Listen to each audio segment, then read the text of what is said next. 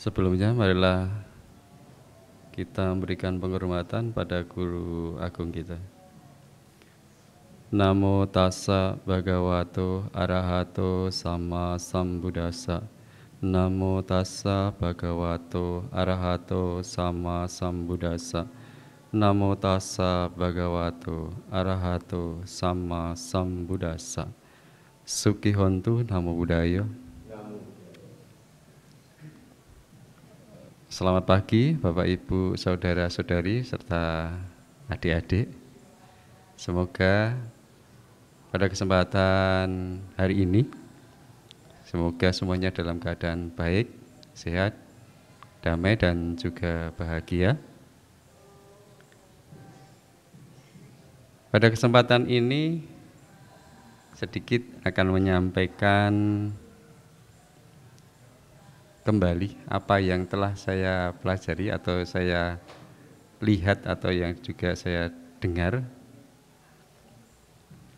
di kesempatan di tahun lalu. Kami pernah menyampaikan tentang dasa punya Kiryawatu, yaitu 10 dasar perbuatan baik. Masih ingat nggak? Kalau tidak salah kami menyampaikan itu di bulan Februari kalau di 2023. Nah, sekarang sudah di bulan Januari 2024, sekitar 11 bulan ya. 11 bulan, hampir 1 tahun yang lalu. Jadi ada 10 dasar perbuatan bajik, yaitu ada dana, sila, bawana, apacayana, yaitu hormat, wiyawaca, berbakti, serta semangat berbuat bajik, patidana, berbagi atas kebahagiaan kepada makhluk lain, patanumodana, simpati terhadap kebahagiaan makhluk lain, dhammasawana, mendengarkan dhamma, dhammadesana, memberikan dhamma, dituju kama, bertindak dengan bijaksana. Nah, itulah 10 dasar perbuatan bajik. Ringkasnya seperti itu ya Pak. Ringkasnya seperti itu. Di situ dari 10 perbuatan bajik itu menimbulkan suatu kekuatan yang sangat luar biasa, yang sangat bisa kita rasakan di dalam kehidupan kita sehari-hari. Jadi Dharma itu masih dibuktikan, masih bisa dibuktikan, masih bisa dirasakan sampai sekarang. Meskipun Sang Buddha mengajarkannya 2600 tahun yang lalu ya, tapi sampai sekarang masih bisa kita praktekkan, masih bisa kita rasakan kebenarannya dari Dharma itu. Pada saat itu saya juga mengambil satu kutipan di Wisaya Jataka dan Ayu Kuta Jataka. Dari kutipan keduanya, yang pertama itu tentang tekad atau sumpah bodhisatta yang kuat kokoh dalam hal berbuat bajik melalui berderma yang mampu menggetarkan singgasana Dewasaka, yaitu pada saat itu. Terus kemudian yang kedua itu tentang kebajikan dalam cinta kasih kepada semua makhluk. Bodhisatta menyelamatkan makhluk dari ketakutan dan kematian. Nah, dari cerita yang kedua ini juga sama, yaitu mampu menggetarkan atau menjadikan tahta Dewasaka menjadi panas. Nah, cerita pada saat itu. Cerita pada saat sekarang itu kan juga hampir sama. Ya bukan hampir sama, bisa kita buktikan dengan kekuatan kebajikan itu. Itulah sebagai pelindung kita dalam kehidupan kita. Nah, itu cerita atau penyampaian pada saat itu tentang 10 dasa punya Kiryawatu. Lah sekarang itu kami menyampaikan tentang 10 hal yang tidak bajik atau dasa akusala kama pada. Sudah pernah mendengar? Sudah. Ini yang belajar di sekolah pasti sudah mendengar dasa akusala pada, kama pada ya.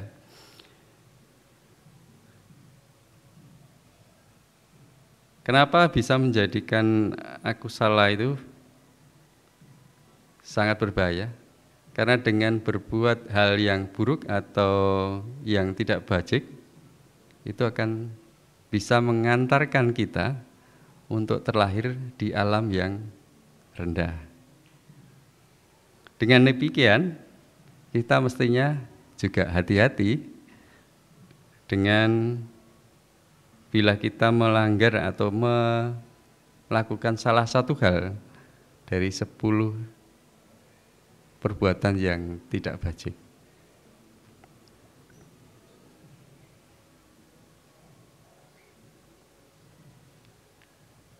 Baik, dalam Dhamma Dasa Akusala Kamapata itu kalau kita bagi itu sebenarnya melalui 3 pintu. Apa itu? Melalui pintu pikiran, melalui pintu tubuh, dan melalui pintu ucapan. Yang melalui pikiran ada 3, yaitu ada ketamakan, kebencian, dan pandangan salah.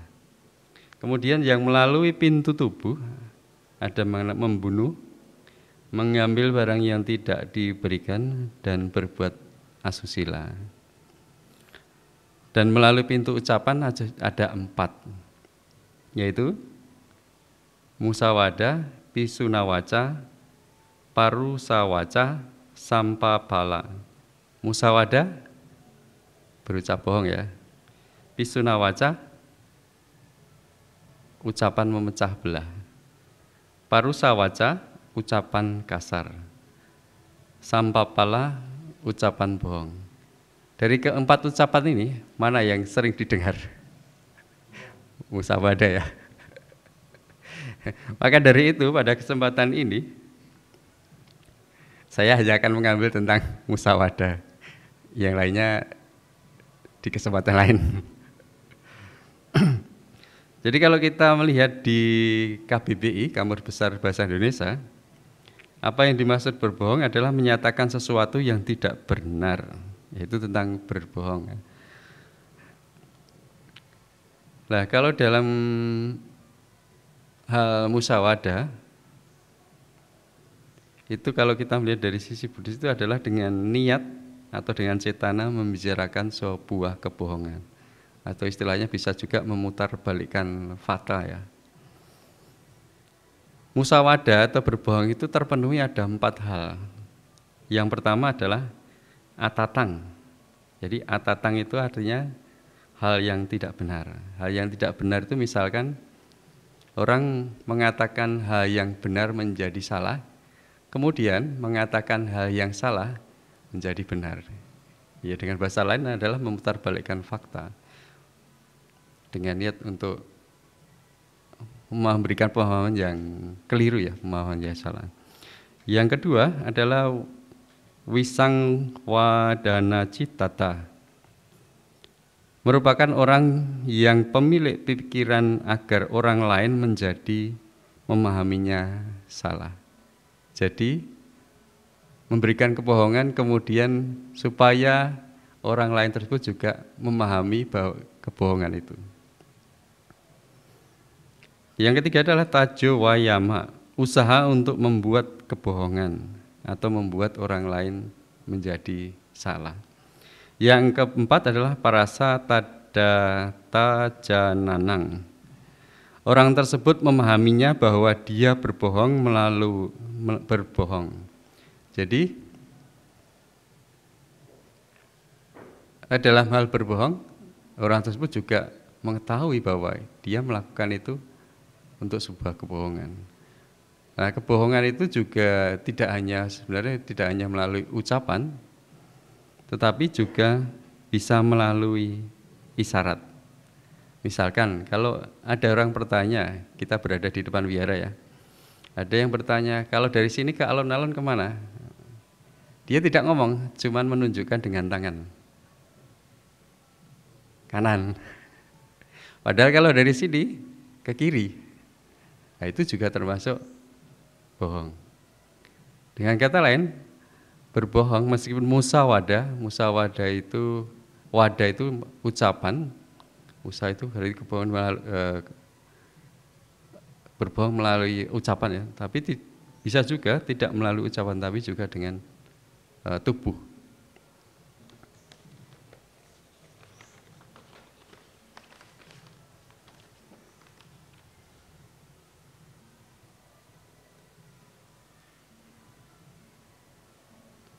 Tetapi meskipun musyawadah melalui ucapan dan melalui gerakan juga bisa melalui dengan tulisan.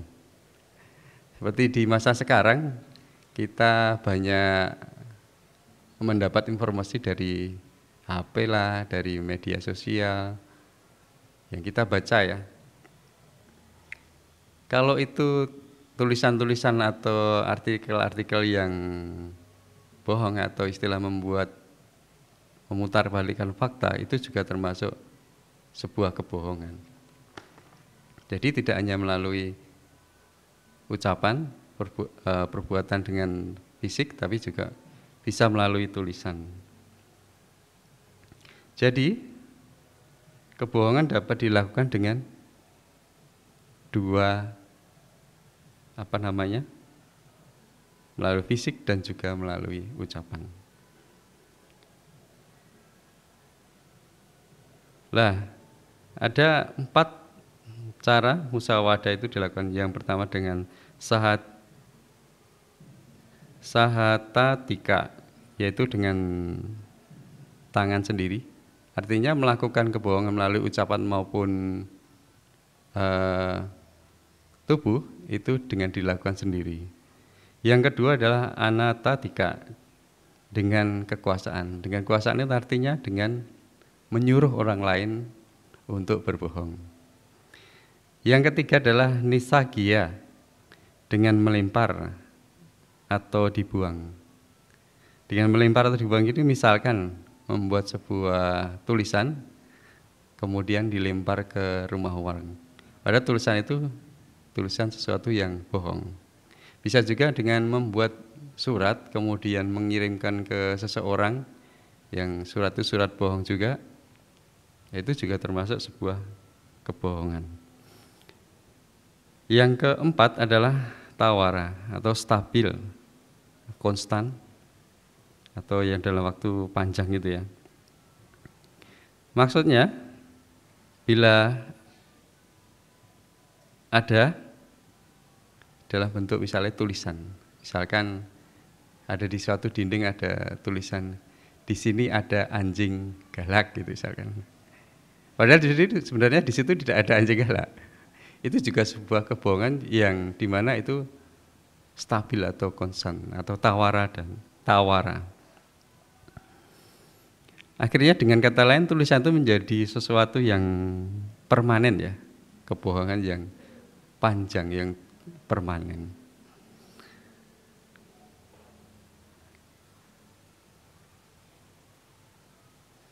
Nah, kira-kira demikian tadi tentang musyawadah atau berbohong. Tetapi kadang-kadang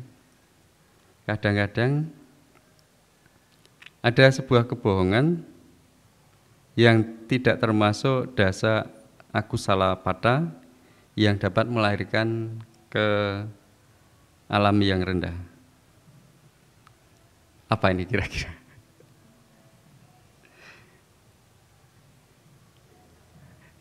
Agak sulit ya.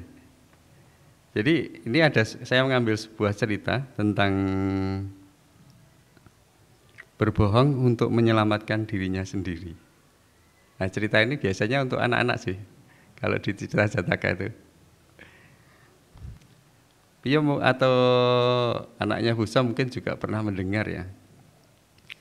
Di Jataka 208, Wanara Jataka itu Sungsumara Jataka. Pernah dengar ya? Belum. Tapi kalau dibaca kayaknya pernah mendengar ini. Jadi ceritanya, pada zaman dahulu kala, Brahmadatta, Raja Benares, nah pada saat itu Bodhisatta terlahir di kaki gunung Himalaya. Dia terlahir menjadi seekor kera. Dia tumbuh kuat dan tegap, badannya besar, makmur dan tinggal di tikungan sungai Gangga, di dalam hutan yang angker. Pada masa itu terdapat seekor buaya yang hidup di sungai Gangga. Istri buaya tersebut melihat badan kera yang besar itu dan memiliki keinginan untuk memakan jantungnya. Sudah pernah yuk? Sudah pernah. Jadi dia berkata kepada suaminya, "Suamiku, saya ingin memakan jantung raja kera yang besar itu."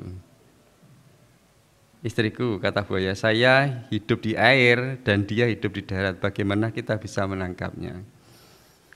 Bagaimanapun caranya, dia harus bisa ditangkap. Jika saya tidak mendapatkannya, saya akan mati." Wah. Ini sebuah permintaan seorang istri yang semuanya ya nurut-nurut saja. Ketakutan ya. Kemudian si buaya tadi menyanggupi keinginan suaminya. Akhirnya si buaya tadi membuat sebuah kebohongan. "Saya mempunyai sebuah rencana, saya akan memberikan jantungnya kepadamu untuk dimakan." Maka ketika Bodhisatta di tepi sungai Gangga, setelah minum air, buaya menghampiri dan berkata, "Kera, mengapa Anda hidup dengan memakan buah-buahan jelek di tempat tua ini? Di sisi lain dari sungai Gangga terdapat pohon mangga dan pohon sukun yang tak terhingga banyaknya. Dengan buah yang semanis madu, apakah tidak lebih baik untuk pergi ke seberang dan memakan semua buah itu?" Raja buaya, jawab si kera, "Sungai Gangga ini dalam dan lebar, bagaimana saya menyeberanginya?" Triknya buaya juga canggih ya. "Jika kamu ingin pergi, saya akan membawamu di atas punggungku dan menyeberangkanmu." Nah, sang kera ini mempercayai dan menyetujui. Kemudian si kera ini, "Kesinilah kalau begitu," kata buaya. Kata buaya, "Naiklah ke punggungku." Dengan demikian kera naik ke punggungnya, tetapi setelah berenang sedikit jauh, buaya menceburkan kera itu ke dalam air. "Teman, kamu membuatku tenggelam," teriak kera. "Ada apa ini?" Buaya berkata, "Kamu pikir saya akan membawamu ke tempat yang bagus? Jangan harap. Istriku menginginkan jantungmu dan saya hendak memberikannya kepadanya untuk dimakan." Wah, dalam kondisi panik ya ini. Jadi bohongi di tengah sungai yang dalam, yang lebar. Kira-kira apa yang dilakukan kalau ini terjadi pada kita gitu? Keluar dari situasi. Tapi bisa juga muncul suatu kemarahan juga loh. Bisa juga yang paling sering itu adalah jurusnya apa? Minta tolong biasanya. Kebingungan, ketakutan itu pasti muncul. Kemudian si kera ini dengan santainya berkata, "Teman," kata kera, "kamu baik sekali mau memberitahukannya kepada saya. Jika teman, kamu baik sekali memberitahukan kepada saya." Terus si kera berkata, "Jika jantung kami berada di tubuh, maka ketika kami melompat di antara puncak pepohonan itu akan menyebabkannya hancur berkeping-keping." Si kera berkata demikian. Kemudian si buaya, "Kalau begitu di manakah kamu menyimpannya?" Tanya buaya. Bodhisatta menunjuk ke sebuah pohon elo yang ditumbuhi oleh banyak buah ranum, berada tidak jauh dari sana. "Lihat," katanya, "di sana jantung kami tergantung di atas pohon elo itu. Jika kamu menunjukkan jantungnya kepadaku, kata buaya, maka saya tidak akan membunuhmu. Ini buaya juga percaya pula. Kalau jantungnya ditaruh di pohon.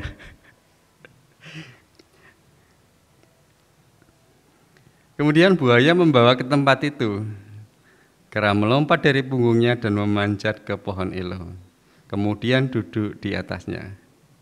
Lalu kera berkata, "Wahai buaya dungu," katanya, "kamu pikir ada makhluk yang menyimpan jantungnya di puncak pohon? Kamu sangat bodoh dan saya memperdayamu. Kamu boleh mengambil buah ini, badanmu besar tetapi kamu tidak memiliki akal." Dan demikian untuk menjelaskan maksudnya dia mengucapkan berikut ini. Jambu, nangka, dan mangga di seberang sungai sana kulihat. Cukuplah, saya tidak menginginkannya. Buah pohon elo sudah cukup baik untukku. Badanmu besar sungguh, tetapi akal pikiranmu kecil. Sekarang pergilah buaya, saya akan mendapatkan yang terbaik. Buaya merasa sedih dan sengsara seperti telah kehilangan ribuan keping uang. Pulang kembali dengan ratapan ke kediamannya. Ini juga bisa, kalau saya lihatnya itu trik ya. Trik ketika kita mendapatkan sesuatu yang mungkin itu hal yang tidak menyenangkan. Salah satu adalah dibohongi ya.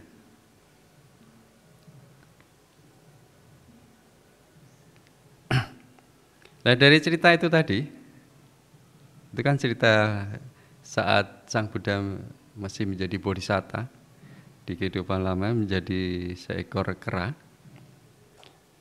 Dari cerita tadi,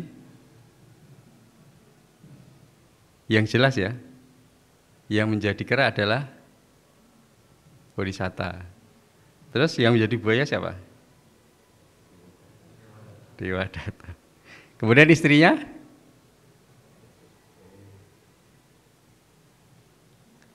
Istrinya adalah si Cinca. Nah dari cerita tadi, dari kutipan tentang berbohong untuk menyelamatkan dirinya sendiri, ini si kera tetap melanggar atau berbohong demi untuk menyelamatkan dirinya sendiri. Tapi dengan berbohong itu juga tidak merugikan atau tidak menjadikan kehilangan kesejahteraan si buaya. Kenapa tidak menjadikan kehilangan kesejahteraan si buaya? Ya namanya kesejahteraan itu kan kusalakama, bukan akusalakama. Jadi kalau buaya itu tadi memakan berarti membuat akusalakama. Jadi dengan kebohongan si kera malah justru menjadikan si buaya tidak jadi berbuat akusalakama. Artinya tidak jadi membunuh si kera. Jadi kesimpulannya kalau tidak jadi membunuh karena dibohongi, berarti kebohongan tersebut meskipun tetap melanggar sila keempat bukan termasuk kamapada, akusala kamapada, ya. Jadi meski berbohong tetapi tidak melahirkan ke alam yang rendah. Nah Bapak Ibu, apa biasanya yang sering terjadi? Salah satu hal tadi ya yang keberbohongan. Jika kita mendapatkan suatu yang datang itu yang kurang menyenangkan. Salah satunya tadi berbohong. Reaksi apa yang biasanya terjadi pada kita? Apa ketika kita mendapatkan ditipu atau dibohongi atau dimanipulasi ya? Bisa muncul apa kemungkinan? Marah. Bisa muncul reaksi-reaksi yang membenci. Bisa muncul emosi. Bisa muncul juga kesedihan. Bisa muncul dengan dibohongi. Apa dulu saya pernah bohong ya, bisa muncul pikiran masa lampau. Bisa juga muncul ke pikiran masa depan. Apalagi kondisi yang tadi di si kera dalam kondisi yang sudah hampir tidak terselamatkan, wah, nanti anak istriku bagaimana, atau kayak bisa juga kan, banyak macam. Tapi dari cerita tadi kita bisa mengambil sebuah kondisi yang dimana untuk menerima segala sesuatu memang mudah kalau kita menerima dengan baik, itu kondisi yang menyenangkan. Tetapi di kondisi yang tidak menyenangkan, kita mestinya juga perlu belajar untuk menerima hal tersebut dan supaya bertindak bisa dengan lebih tepat di kondisi itu.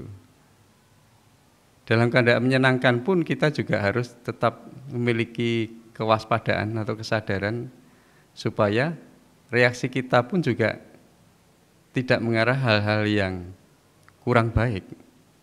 Karena dengan bereaksi atau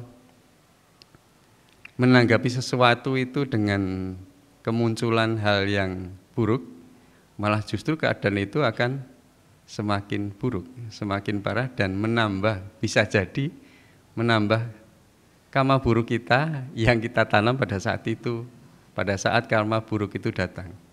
Jadi ketika karma buruk datang kemudian kita bereaksi buruk, malah justru bisa jadi akan memperpanjang karma itu sendiri, memperpanjang atau menanam kembali hal yang buruk yang bisa dipetik lagi di kehidupan saat ini atau kehidupan yang akan datang.